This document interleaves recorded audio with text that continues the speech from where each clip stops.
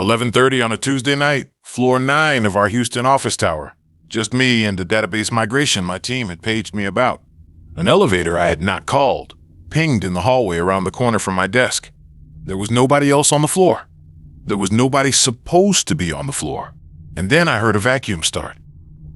I'm Marcus, 34. I run the systems team for a mid-sized insurance company downtown. I had badged in at 9:42 that evening, Whataburger bag still warm on my desk because it was going to be that kind of night. Migration was supposed to take 3 hours max. I had earbuds in, but they weren't playing anything. My team was on Slack waiting for me to finish so they could push code in the morning. The vacuum kept going. I figured night cleaning crew. They come through the floors on a rotation, normally around 10. So I pulled an earbud out, walked towards the sound to ask them not to vacuum near the server room. Some of those machines vibrate on the floor, and if you bump them with a cart, you can hear it on the diagnostic logs. I turned the corner. The woman was standing at the end of the corridor with a rolling cart, holding the vacuum cord in one hand, surgical mask covering most of her face, latex gloves. It was late spring in Houston. The hallway was warm. She was in a long-sleeve uniform with no logo on it. The mask was the kind you'd see in a hospital, not the kind I'd ever seen the building cleaners wear. Those were the cheap fabric ones with the company name across the front. The cart had no spray bottles, no trash bags, no paper towels. There was a roll of plastic sheeting on the bottom shelf. That's it. I told her I was working in the server row and asked if she could skip our section. She didn't say anything for about 2 seconds. Then she asked me, "Are you in change management?" I stopped where I was. A cleaner does not ask about change management. Change management is what we call the people who review and approve software pushes. It's a corporate IT term. It is not on a sign. It is not on a name badge. It is not a word you'd know unless you'd worked in a building like ours, or unless, honestly, you'd read about us somewhere specifically. I said no. I said I was in infrastructure. She said okay. She didn't move. She kept holding the vacuum cord. I walked back to my desk slower than I needed to. I sat down. I picked the earbud back up, but I did not put it in. I could hear the vacuum still running, but no movement. No bumping into walls, no rolling cart sound, nothing. It was just a vacuum running in place at the end of the hall. My brain was doing the thing brains do when something is wrong, but not yet obviously wrong, running through innocent explanations and rejecting them one by one. Cleaning crews use spray bottles. Cleaning crews talk on radios. Cleaning crews do not ask about change management. Cleaning crews wear logos with the company name across the front. I had been around the night crew at this building maybe 24 times. In the year I had been doing late deploys, not one of them had ever looked like that woman. Not one had said anything resembling what she had said. I sat with my hand on the trackpad and I did not move it. I waited a full minute by the clock on my screen before I did anything else. I pulled the office camera feed on my laptop. Our floor has 2 cameras, one by the elevator, one in the lounge. The lounge camera was angled in such a way that I could see the mouth of the corridor where she was standing. She was not standing where I'd left her. She was walking down the corridor toward my row. Her cart was not with her. The vacuum was still running, but she had left it behind, plugged in, sitting upright. I called building security on my cell. Soft voice. I told them there was someone on the floor who didn't have a badge match for the night, and could they please send a guard up? The guy on the other end said he'd radio. I watched her on the lounge camera. She came up to the lip of my cubicle row. She did not look at my screen. She did not look at my chair. She pulled a folded piece of paper out of her uniform pocket. White paper, looked like a printout, a column of text on it. She read down it. Then she looked at me. I have replayed this part more times than I can count, honestly. She did not look at me like she was looking at a person who was supposed to be there. She looked at me like she was confirming. Then she turned, walked back up the corridor, picked up her cart, and went through the stairwell door. The stairwell door is alarmed after 8. No alarm went off. The guard got to 9 at 11:48. The vacuum was still running. He turned it off. He found me at my desk. He walked the floor. He found no one. Building services came in the next morning. They confirmed that nobody had been scheduled to clean 9 that night. Floor 9 had been done the previous day, on the alternating rotation. The cleaning company sent over the night's roster. The woman in the mask was not on it. Nobody in the woman's clothes matched anyone on the contract. Security pulled the badge logs. Between my swipe in at 9:42 and the guard swipe in at 11:48, there was no other badge swiped onto floor 9. None. The stairwell door logs showed it was closed and rearmed when the guard checked it. HR did an incident review. They sent out a memo about after-hours protocol. They changed the cleaning company's check-in process. The woman was never identified. She was never seen on building cameras leaving. The lobby cameras showed her walking out the front entrance at 11:40, no badge. Walking through the public exit, but they had no view of her face after she pulled the mask up tighter. I asked our HR security lead a week later if I could see the lobby camera footage from her exit. They let me with the legal team in the room. The footage shows her walking out of our front entrance at 11:40 p.m., pulling the surgical mask higher on her cheekbones, then turning right onto the street. There is no other camera on that stretch of sidewalk. The next building over does not have an outward-facing camera. She walked one block, and then she does not exist on any system we can pull. The other thing I asked about, that I have asked about 3 times since, is the badge access on the floor I work on. There are 4 ways onto floor 9. Front of building elevators, freight elevator, north stairwell, south stairwell. All 4 require a badge after 8 p.m. All 4 log every swipe. There is no 5th way unless somebody opened one of those doors from the inside, which would have logged on the door's maglock system as a held open alert, which it did not. Building services walked the floor twice that following week, looking for a propped maintenance access I might have missed. They did not find one. I do remote-only deployments now. I am not in the building after 9 in the evening for any reason. I cannot tell you how she got on the floor without a badge, and I cannot tell you why she had a printout that she compared to the floor's only occupant. I can tell you what stayed with me, which is the way she looked at me after she read it, like she had finished checking a box. I do not know what the box was. I do not know whether the box was me. So I noticed the same man in our lobby for 3 nights in a row, before I realized I knew him. And on the 3rd night, when I finally placed where I'd seen him before, I almost didn't go upstairs. I was a paralegal at a mid-sized litigation firm in downtown Minneapolis. 29 years old, 2 years into the job. Last fall, we had a discovery production deadline on a Friday, and I was working until 10 or 11 every night for 2 weeks to get it ready. I'd stopped at the Culver's drive-thru twice that week because the firm's vending machines didn't cut it after 9. Our lobby has a security desk, but no badge gate after 6 in the evening. Visitors are supposed to check in. Nobody really enforces it. The first night I saw him, he was sitting in the visitor chair against the back wall of the lobby. He was not on his phone. He was not reading anything. He was not waiting for anyone visible. His jacket was folded over the arm of the chair in a specific way, collar tucked under, sleeves smoothed, like he'd taken his time with it. I walked past him to the elevator. I didn't think about him again. Second night, same chair, same posture, same jacket, folded the same way. Most lobby people are on their phones. He was not. I noted it and kept walking.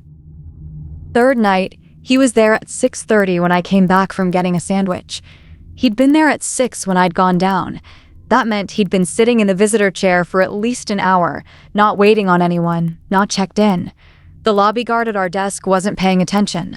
Different guard every shift. None of them know us. I walked past him to the elevator the 3rd time. As the elevator door closed, I looked through the gap and caught him watching the doors close, not looking at his phone, looking at the elevator. I rode up. As the floor numbers ticked up, I tried to place him. He had a face I knew. Honestly, the kind of face you'd forget in a week, but not strongly. I got to my desk on 17, sat down, and I looked at the doorway for a minute. And I remembered. 8 months ago, reception had called me down to walk a candidate to the conference room for a paralegal interview. I'd walked him. He didn't get the job. I'd forgotten him within a week because I forget every candidate inside a week. But it was the same man, same face, same kind of jacket folded the same way over the same chair. I went down to the lobby desk. I told the guard, quietly, that I thought I recognized the man in the visitor chair from a job he had not gotten with us months ago. I said I was uncomfortable. I asked if a guard could please walk me to my car. The guard agreed. He also walked over and asked the man if he was waiting for anyone. The man said no. The man said he was just resting. He left through the front doors. The next night I came in at 4. He wasn't in the lobby. I worked late again. 8 p.m. I called down and asked the lobby guard if he'd seen the man. The guard said no. I went down at 10 and walked to my car with security. I felt foolish. The day after that, our office manager pulled me into her office. The elevator log for the previous evening showed that someone had ridden the elevator up to 17 at 7:14, my floor, and back down at 7:31. Nobody from the firm had been on that ride. He had used the elevator. The lobby camera showed the man walking past the desk while the guard was in the bathroom, riding up alone, coming back down alone. Floor cameras showed him pacing the corridor outside my firm's glass door for 17 minutes, glancing at the door, not knocking. The office manager said the building was now aware. She asked me to file a police report. I did.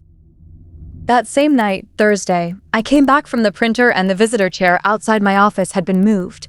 It was now closer to my door by about 1.5 feet. The cleaners don't move it, I asked. They confirmed. It was not them. Friday morning, I went to the police department and applied for a temporary order of protection on top of the report. It was granted that afternoon. I worked from my apartment over the weekend. Saturday afternoon, my doorman radioed up. There was a man in the lobby holding a package. He said he was delivering it personally to my unit. The description matched. The doorman did not buzz him up. He asked me whether I knew this man. I said yes, I have a protective order against him as of yesterday afternoon. The doorman called the police. He was arrested 2 blocks away from my building, walking back. He was holding a printout of my LinkedIn page and a receipt from a hardware store for a cable cutter and a roll of duct tape.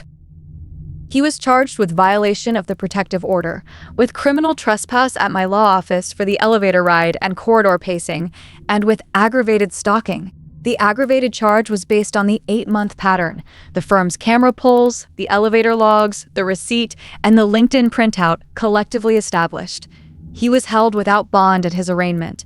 He pled guilty 4 months later, 18 months in county jail, extended, no contact. GPS monitoring on release. I moved firms inside the year. I moved cities the year after. I carry Sabre red pepper spray in my outside coat pocket and a smaller canister in my purse. I have a personal alarm pendant on a chain that pages my phone and 3 emergency contacts. I will not work in any office past 7 in the evening. The hardware store receipt. That detail came back to me later when the case file was disclosed in discovery for the prosecution. It was not just cable cutters and duct tape. It was also a roll of contractor garbage bags, a box of nitrile gloves, and a pack of zip ties. The store clerk had described him to police. He had been calm during checkout. He had paid in cash. He had asked where the contractor garbage bags were specifically, by aisle. The lieutenant who briefed me on the case file told me one more thing that day, which I have not repeated to many people. He said the receipt had been purchased that Saturday morning, before he went to my apartment building. He said the items had been purchased in the order of operation. He said this was something they look for. He said the way an item gets to a checkout counter tells you the order somebody had been thinking about using them. He told me this gently. He told me I should know what the file looked like in case anything ever came up later. The thing I do not have a way to articulate is the 8-month gap. The detective who handled it told me there had been other women. He told me carefully. He did not say how many. He said there was a pattern. He said that's all he was allowed to say without compromising other investigations. I have asked myself, since then, what was happening in those 8 months? Whether the chair was always going to be moved. Whether the night I walked past him for the 3rd time was the night he decided. I'd been working Saturday late shifts in our Brooklyn office for almost 3 months. Same routine, same dim lighting, same silence on floor 22. The night the break room microwave started running on its own was different from the start. I'll call myself Devon. I'm a junior engineer at a Series B startup. We're in a converted warehouse building near the bridge. L train to Bedford on weekdays, bike across on weekends.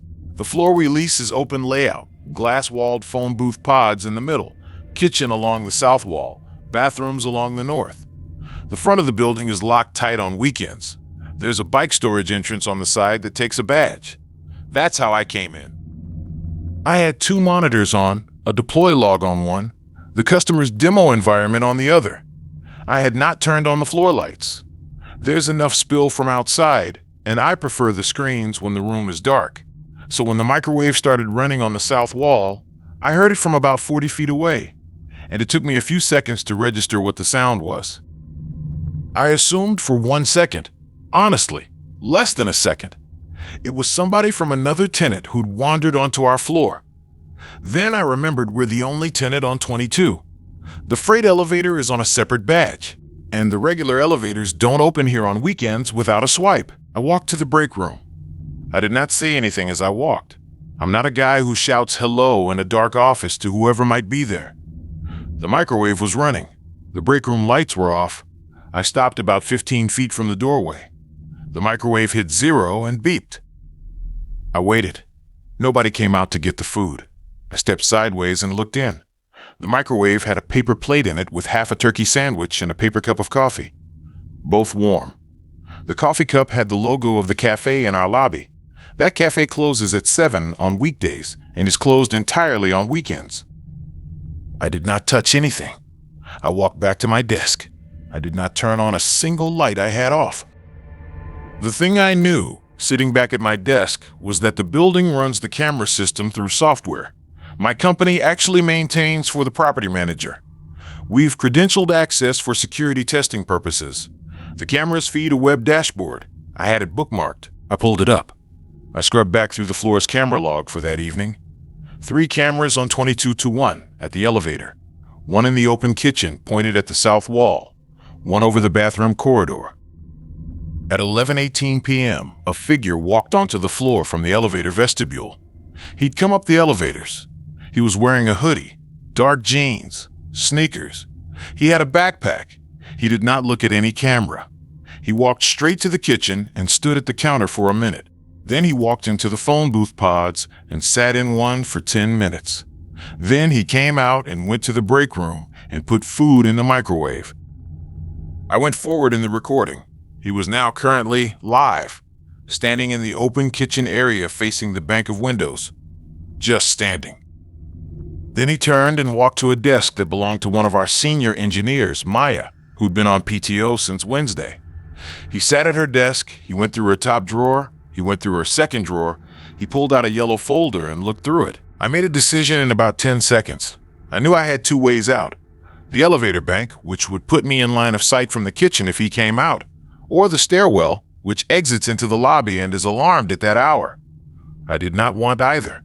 I picked the third option, the phone booth pod closest to the elevator bank. It locks from the inside. It is frosted glass, and you cannot tell from the outside whether anyone is in there if the lights are off, which they were on the whole floor. I slid into the pod with my laptop. I locked the door. I switched my phone to vibrate. I dialed the New York Police non-emergency line. I was not in immediate danger. I'd been told once by a friend with a cop dad, non-emergency dispatch can call in patrol faster than 911 when you don't need an ambulance. I told dispatch the building address, the floor, the entry point I was sure he'd used. I described what I was watching on the live camera feed. I said, please do not approach with sirens or lights. I said, please come up through the front desk security if you can. Dispatch kept me on the line. Through the frosted glass of the booth, I could see the floor's general shape. The figure stood up from Maya's desk. He started walking. He was walking toward the bathroom corridor. He was walking toward me because the bathrooms are behind the phone booths. I held very still. He passed within 4 feet of my pod. I could see the colors of his jacket through the frosted glass. He did not stop. He went into the women's bathroom. I think he went in there because the door has a deadbolt latch. The men's bathroom does not have. He locked himself in. NYPD officers came up through the front desk security in about 14 minutes total. 2 officers, then a sergeant. I let them in via the dashboard view. I unlocked the pod. I pointed at the bathroom. They knocked and announced. He came out with his hands visible. The backpack he was carrying had a rolled-up sleeping bag, a phone charging power hub plugged into the wall in the corner of the women's bathroom, 3 employee badges from former employees the office had never collected back, and a printout of the floor's after-hours staffing schedule. It had names on it. 3 names were highlighted in yellow. The names were the 3 people on the floor most likely to work late on weekends. My name was one of them. He was charged with criminal trespass, second-degree petty larceny. The cafe coffee was from a stock supply locker he'd opened with one of the unrevoked badges, and possession of stolen access devices. I watched the booking later on a follow-up officer's phone. The startup's head of security rolled out 60-second badge revocation that Monday. They changed the bike room access locks Tuesday. They patched the building cameras to alert on motion at night. One of the officers came back to me a few weeks later with something from the suspect's backpack that had not been entered into evidence right away. A small notebook. It had floor-by-floor entries for our building going back almost 2 months. Times he had arrived, times he had left, names of employees he had seen working late, and the floors they had been on. Some of those names had small marks next to them. I asked the detective what the marks meant. He said they did not know yet. He said they had reached out to the FBI to consult on whether the notebook pattern matched any open cases. There is one part of the camera feed I have to make myself stop replaying. I watched him for 10 minutes on it before I made my call. I watched him sit at Maya's desk. I watched him go through her drawers. I watched the angle of his head when he found her yellow folder. He read it for a while. He looked up from it twice in the direction of the floor's row of cubicles. The first time my desk had no light on it, but my monitor brightness was up.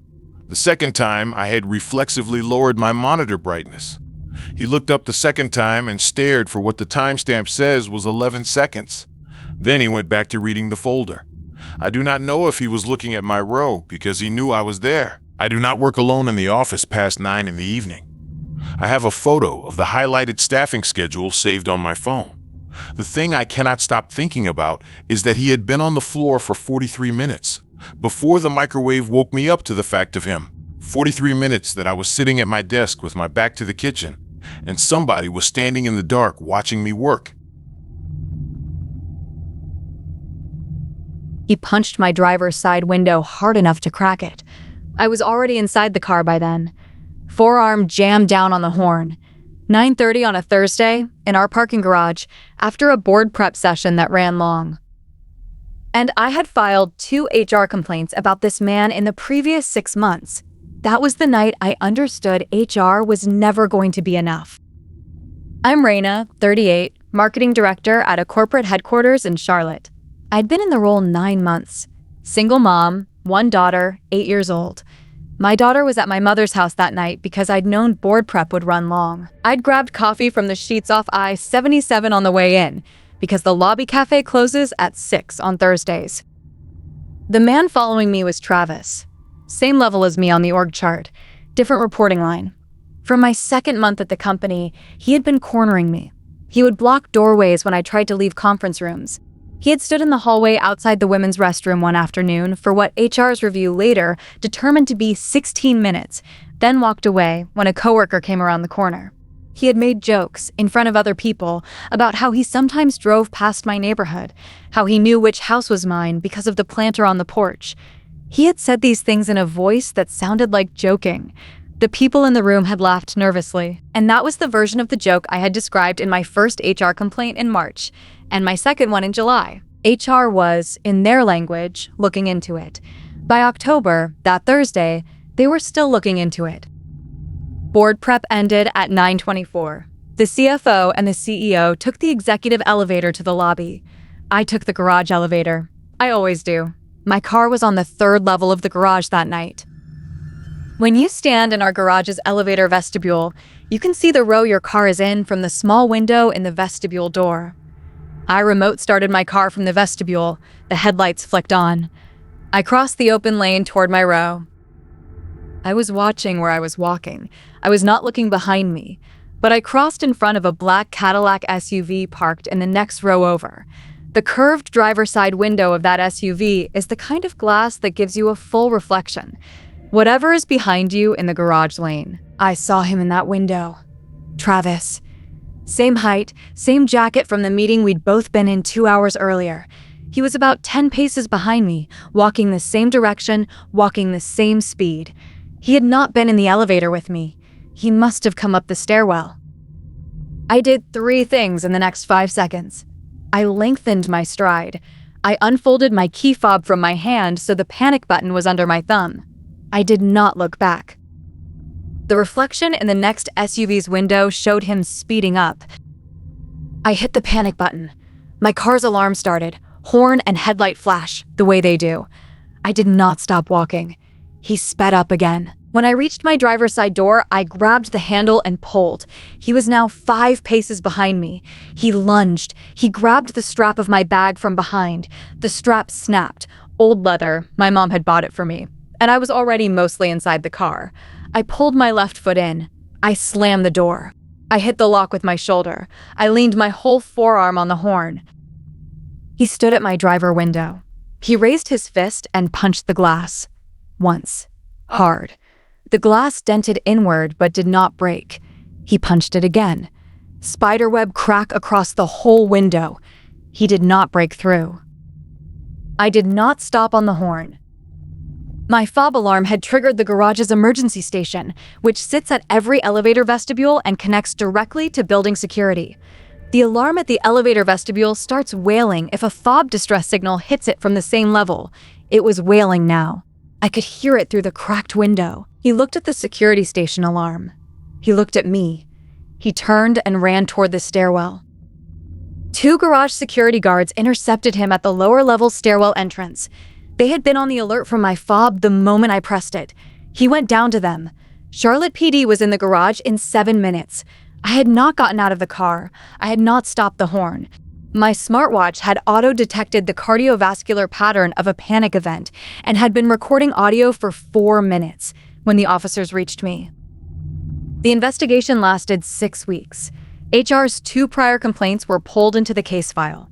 2 earlier instances of Travis appearing in the garage on nights when I was working late were found on building cameras. A camera the building had installed, but not really monitored, had caught him at my floor's row twice in September. Both times waiting, and then leaving when other people came up the elevator. His company laptop, when subpoenaed, had a Google search history that included my home address, my mother's house where my daughter was, and a hardware store 5 blocks from where I lived. He was charged with felony stalking, simple assault for the strap snap and the window punches, attempted kidnap based on the totality, and violation of the interim no-contact order issued at his first arraignment. He was convicted by a jury 6 months later. 6 years in state prison. Lifetime no contact. The company terminated him during the trial and banned him from the building. He's still serving the sentence. I had a bruise on my left forearm where the window glass had cracked inward and pressed against me. I had a sprain in my right wrist from the strap snap and the way I had jerked the door closed. I did 7 months of therapy. I moved to a remote first role inside the company because I could not be in that building. 6 months after the trial, my daughter and I moved cities. I sold the car. I could not sit in it. I wear a panic alarm pendant on a chain that pages 911 and my mother. I keep a second pendant in my purse. I do not park on the same level of any garage twice in a week. I do not get into a car without a 30-second pause to look in every reflective surface I can see. The prosecutor walked me through the discovery file before the trial. There was a photograph of the inside of Travis's car. The car had been parked on the lower level of the garage that night, in a guest spot near the stairwell, not in his assigned spot 2 levels up. In the back seat was a duffel bag. In the duffel bag was a folding shovel, a roll of plastic sheeting, a second pair of gloves, and a printed map of 3 locations within a 40-mile radius of my office. 2 of those locations were heavily wooded state parks. One was an unincorporated stretch of land near the Catawba River. The prosecutor told me these items would be entered as evidence supporting the attempted kidnap charge. He did not need to explain to me what he thought the locations on the map were for. Travis pleaded not guilty at every step, The jury was out for 2.5 hours. They came back with guilty on all 4 counts. The verdict was read on a Wednesday afternoon. My daughter came with me to the courthouse to hear it. She was old enough to understand, and her therapist had said it might be useful for her sense of closure. She held my hand the whole way through. What stays with me is that I had filed 2 complaints. HR had 2 months of warning before that night. 2 months. They did not move fast enough. The person who finally moved fast enough was the building security desk that responded to my key fob in 7 minutes on a night that he had decided he was tired of waiting.